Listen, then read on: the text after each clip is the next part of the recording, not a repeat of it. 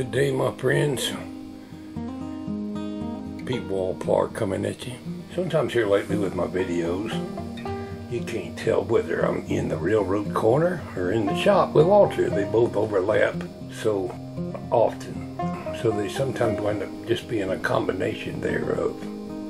Today we're going to play a little game called What's in the Box? And I'll explain it in a minute. I know one thing, I'm getting awful tired of rain.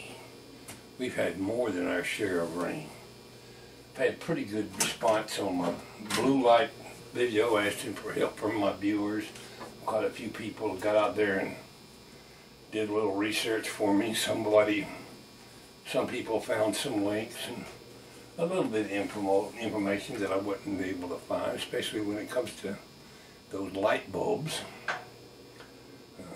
Seems like Jackson Lighting Company might be the best opportunity for me to order some bulbs. I'm going to get together with them one day this week. One of my viewers said I probably should talk to that lantern company, and I sent him an email today rather than call him on the phone, even though he gave me their phone number. And they sent me an automatic answer saying if it's deemed necessary, somebody from their outfit will contact me soon. So I'll wait and see if I hear from them. I'll share the email with you in a future video. But today we're going to talk about what's in the corner. We've decided we're not going to restore this light much of anything. We're just going to keep it like it is, with all its original patina, except the fact I rubbed a little WD-40 on it. Let's see, I'm talking about it, and you can't even, yeah, you can see it, it's in the picture. But we're just going to hang on to it and keep it as is. But the topic in today's video, I was upstairs rooting through some boxes in one of the back rooms, and I've got junk I've been hoarding for years, and I kept pulling out stuff out of these boxes. Some of it I was throwing away, and some of it is food for thought and fodder for conversation, you might say. So I brought a few items down here to share with you. I'm not sure everything that's in this box. I know most of the things that are in here, and I'll share them with you over a period of, I can't cover them all in one video and do any decent talking about it. We can do a video in the future about knee pads.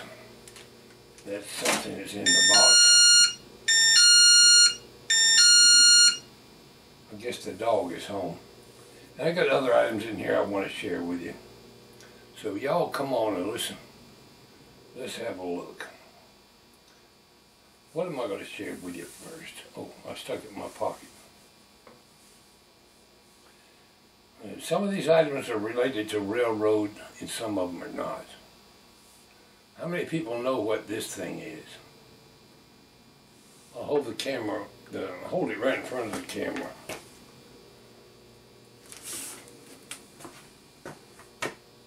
I hope that's lit up good enough. Maybe I can get a still shot out of it. How many people know what this item is? Your responses would be appreciated. We'll keep that secret for a while. I've carried it on my belt for years. It's so smooth and shiny. I kept it on a snap ring on my belt. I'll give you a better look. It's got an opening in the end of it with a notch. Give you a good look at it.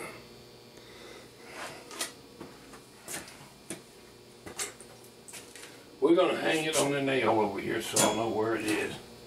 We're going to find a nail small enough. Right there, I got it.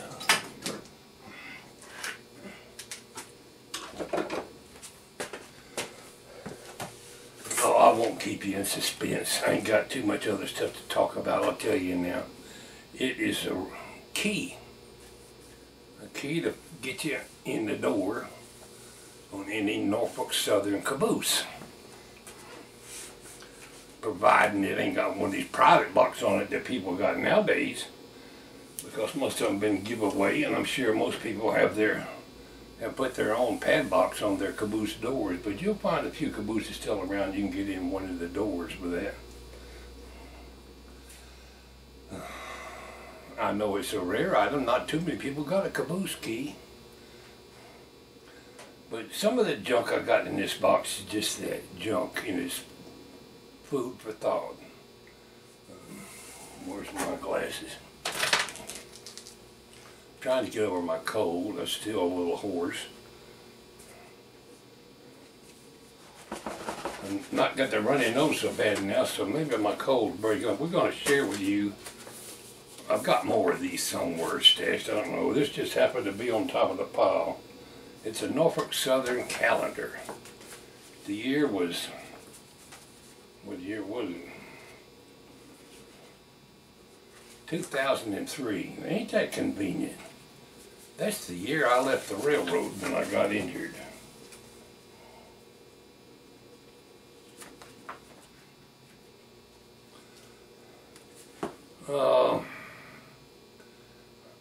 At this point I'll pause and show you the photos in the calendar. The cover of the calendar says, "The Thoroughbreds of Transportation, 2003. And we see a Norfolk Southern train going across the bridge somewhere. Viaduct, whatever it is. Maybe somewhere in here it tells us where that is. Page 2 has a system map. That would look good in somebody's train room. Over the years I've had all the calendars for the railroad, and I wasn't smart enough to save any of them. This page says Norfolk Southern Corporation. I'll just let you pause and read it. Next page.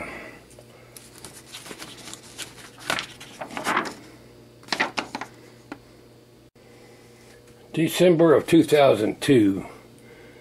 The description says Snowfalls is a Norfolk Southern train carrying auto parts to Detroit. Makes its way through Fort Wayne, Indiana. Locomotive 1650s pulling it. That was December 2002. Photo was taken by Tom, looks like Nixon.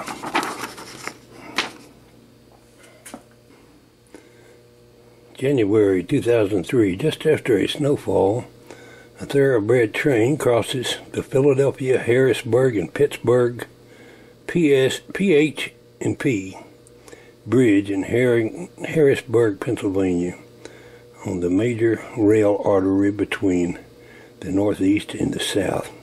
The adjacent bridge is the former Pennsylvania Railroad's Cumberland Valley Bridge. I'm reading from a distance, that's why I'm having trouble reading. Bruce Carr took that picture.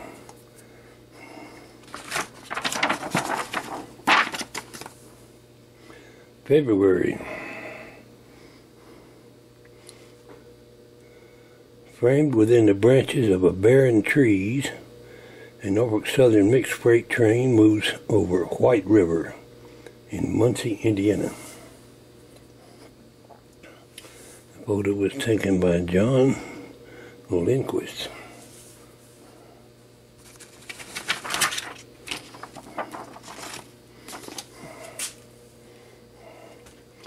March 2003. A westbound train passes Riley Plaza in downtown Lafayette, Indiana, in a cooperative agreement between Norfolk Southern, the city, and the state of Indiana. Railroad tracks that had diagonally bisected the city for some 140 years were removed. Trains were rerouted to a new corridor along the Wabash River, eliminating 41 highway rail grade crossings. The more rail crossings you could eliminate, the safer your railroad would be. That picture was taken by Jim Sinclair. Hope we got enough lighting on here because there was too much glare on the photos before.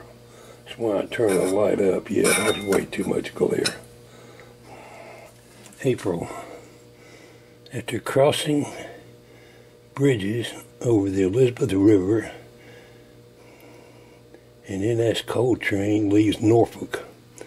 The century-old Bacule Bridge is lowered about once an hour to accommodate train traffic into and out of Norfolk. You can see the bridge sticking straight up. Photo taken by Carlos Fink. I stopped by Norfolk shortly after I retired and watched the whole operation on how they hump coal trains. It's amazing how it goes out over the river. I even went and looked at I might have been still working then. I even went and looked at the ships they load the coal in to ship it overseas. Did I say who took that picture? Carlos Fink. The swift and scenic Cumberland Rivers bends towards the Norfolk Southern Main Line near Tateville, Kentucky.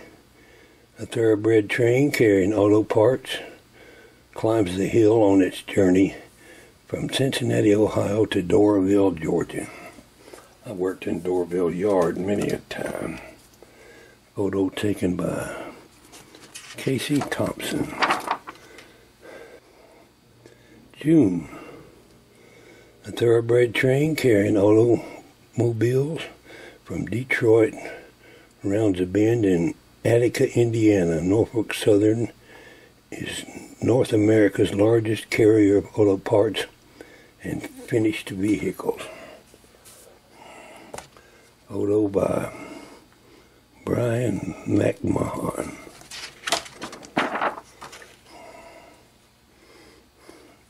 July.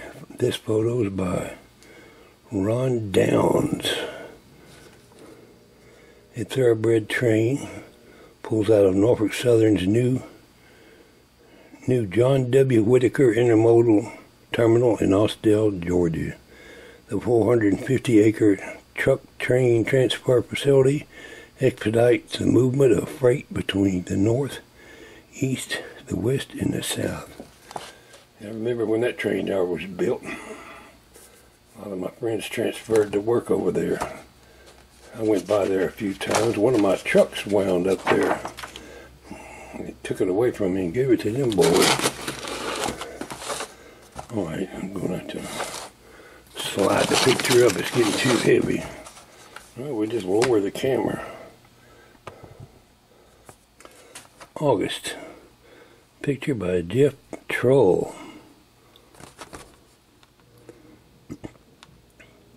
Some 50 cars are visible on this unit. Coal train at Southern Company's steam generating plant in Wansley, Georgia. I'm quite familiar with Wansley. I worked there many a day. Listing pneumatic dump cars, the facility can unload a 14,000 coal train in 45 minutes. The track is a big circle there. They go around that circle. They cross over a railroad trestle with automatic dump doors. The train never stops. They open the doors as it crosses over the tunnel, and the coal handling department at Georgia Power deals with it. More than once I had to go out there on the trestle and manually dump the cars when they were having trouble dumping them. Every once in a while one wouldn't dump.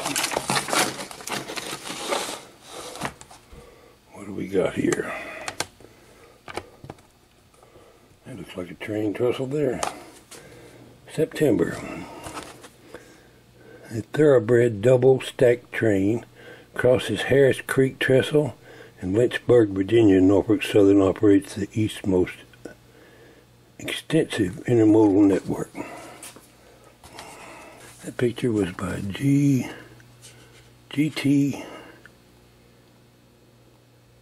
Snake Atkinson. October. In South Fort Wayne, Pennsylvania, helper units push a coal train up a steep grade towards Altoona. Once over the horseshoe curve and arriving in Altoona some 30 miles away, the pusher units are removed and the train continues to an Eddystone, Pennsylvania power plant. Bruce Kerr took that picture.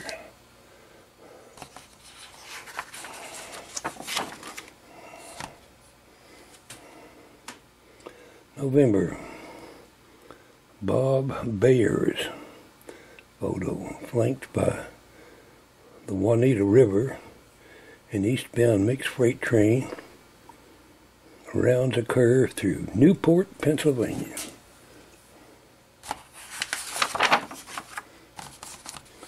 December. Looks like snow on the trees. Dawn cast a golden glow on the winter landscape as Norfolk Southern's train en route to Canada passes through Boiling Springs, Pennsylvania.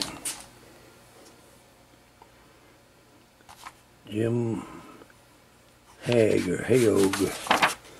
And the last photo in this calendar says, a scene through the forest thicket. A thoroughbred train approaches Loganville, Ohio.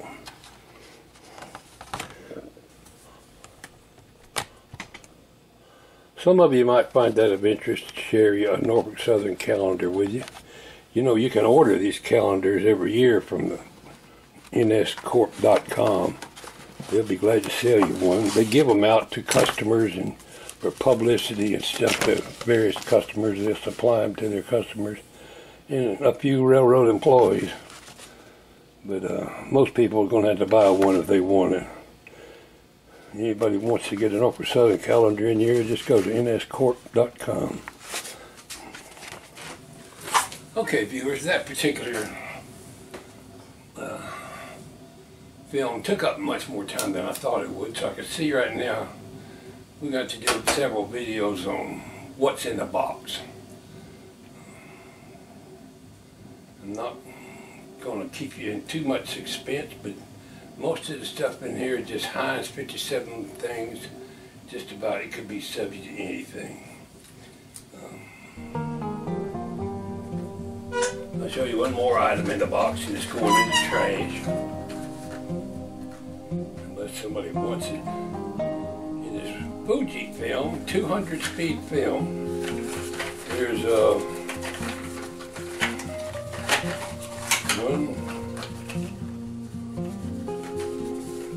probably 3 rolls, because one's gone out of the box.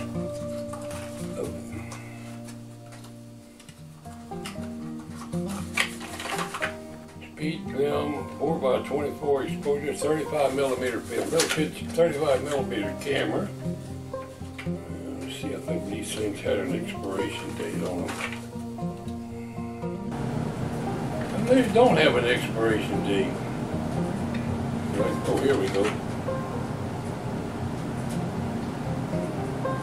Processed before 8/2005.